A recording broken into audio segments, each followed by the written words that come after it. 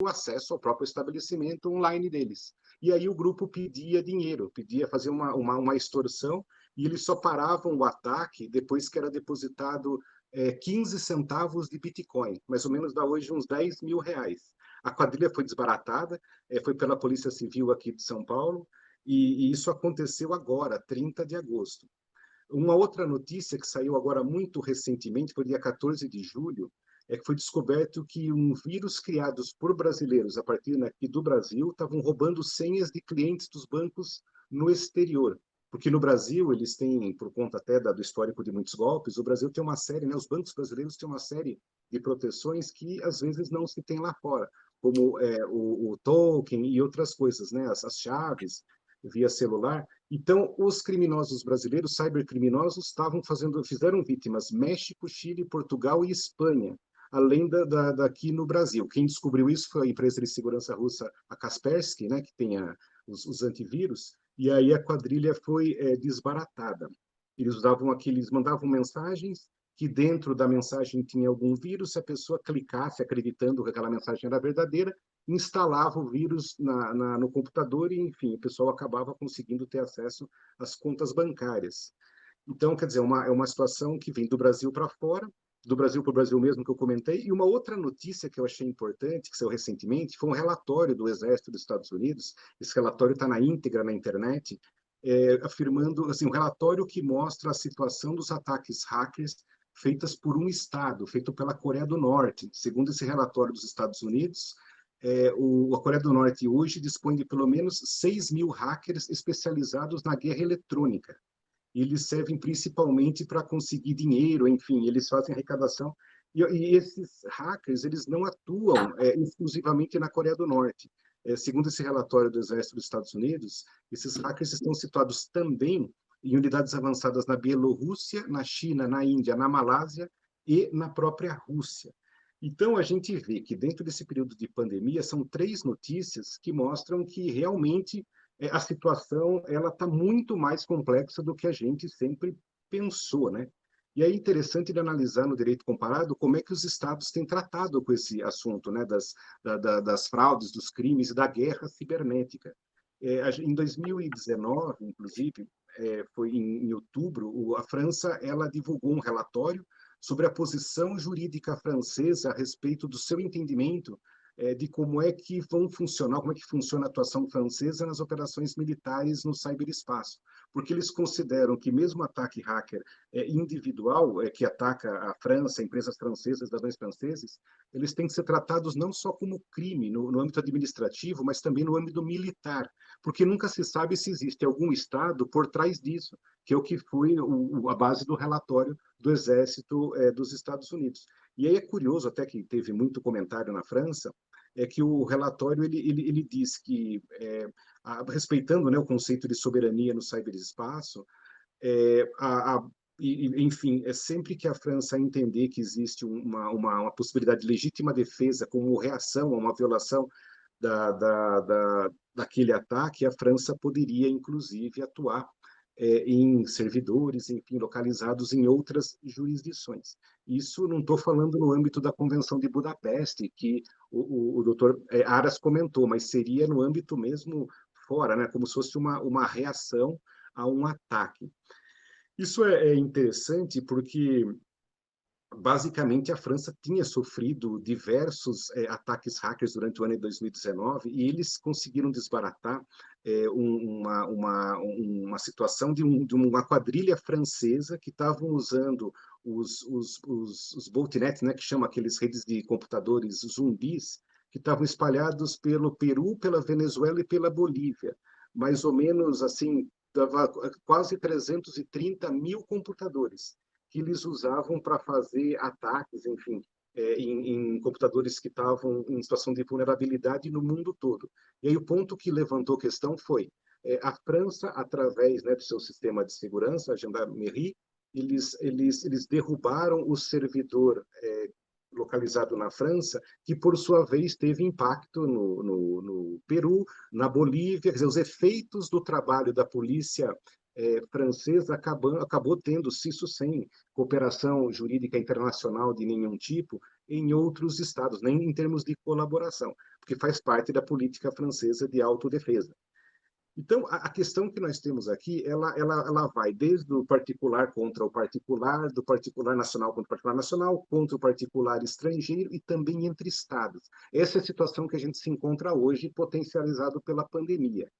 É uma situação que, se a gente compara, ela me parece, até como analogia, o que aconteceu lá no século XVIII, século XVII, na época dos piratas, porque existiam piratas mesmo no mar, né? Os piratas no mar que atacavam, eles eram grupos individuais que atacavam outros navios, mas também haviam lá os filibusteiros, os corsários, a serviço, por exemplo, do Império, do Reino da Inglaterra ou do Reino da França, para atacar os navios espanhóis que vinham da América carregados de prata e de ouro.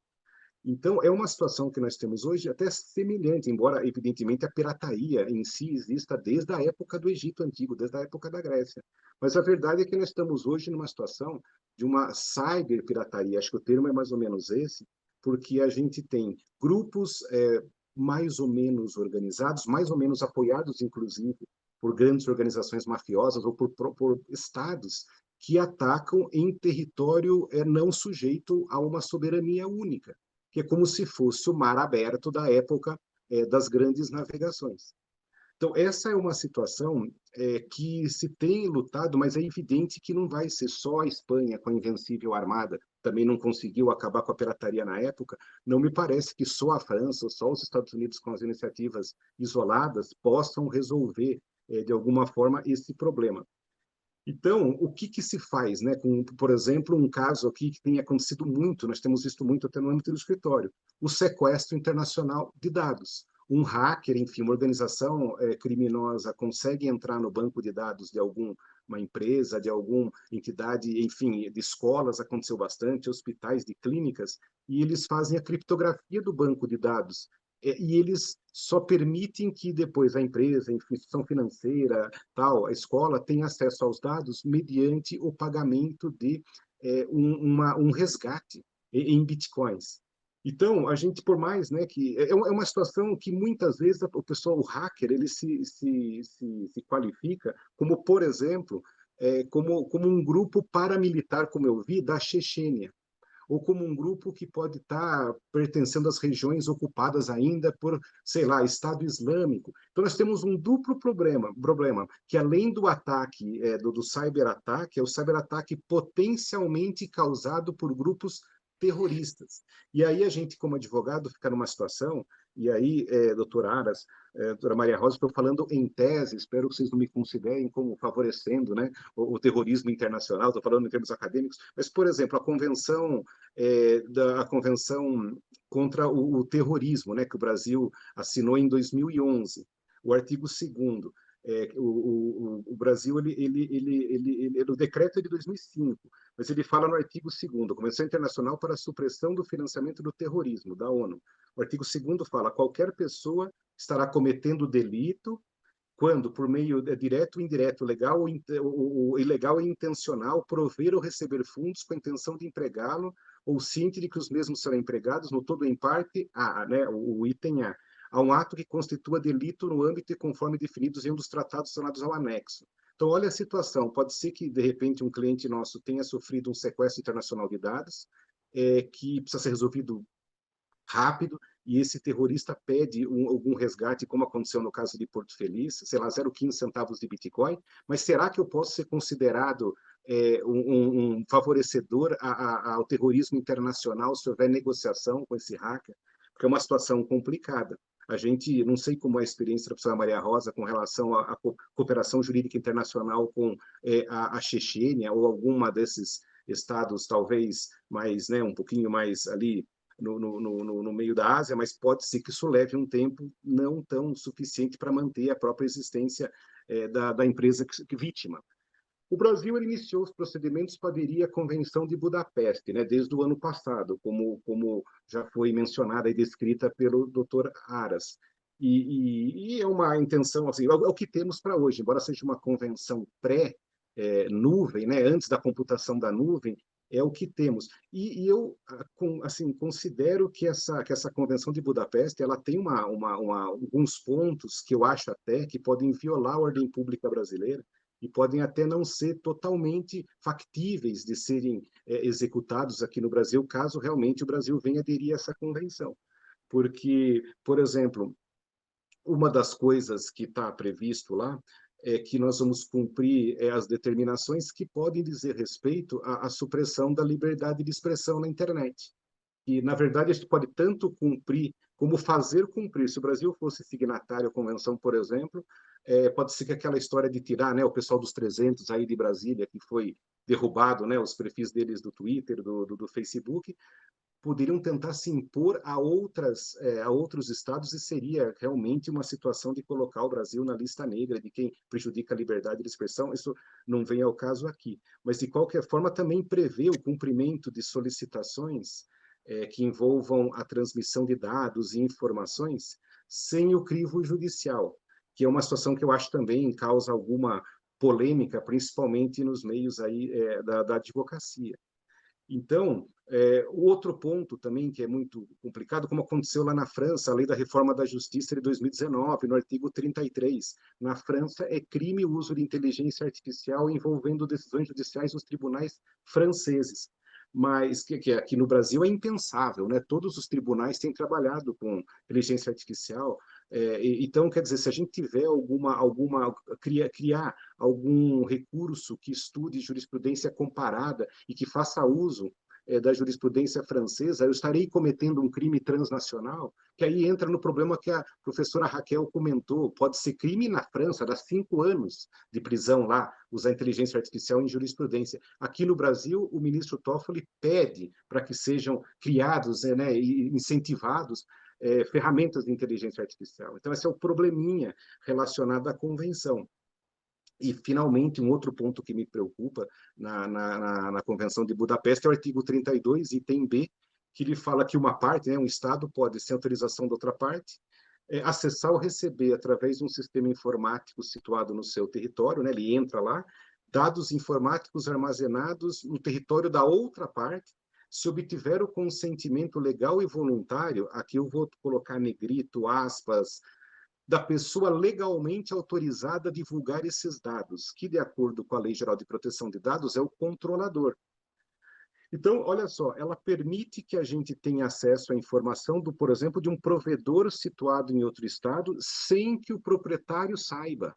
Porque se o controlador concordou em mandar, a autoridade aqui do Brasil, ou vice-versa, pode ter acesso, o que viola totalmente o princípio da propriedade do dado, da proteção do usuário. Então, essas questões que envolvem, de fato, uma lei, não é uma convenção existente há mais de 20 anos, ela merece uma ponderação grandiosa para que justamente o remédio não fique pior que a doença. E por conta disso que, olha só, a China e a Rússia na ONU têm feito, né, junto, olha só que time bacana, né? China, Rússia, Coreia do Norte, Venezuela, Síria e Nicarágua, eles estão, dá quase uma liga, né? Como é que eu posso falar? Uma liga que estão montando uma convenção para rivalizar com a Convenção de Budapeste.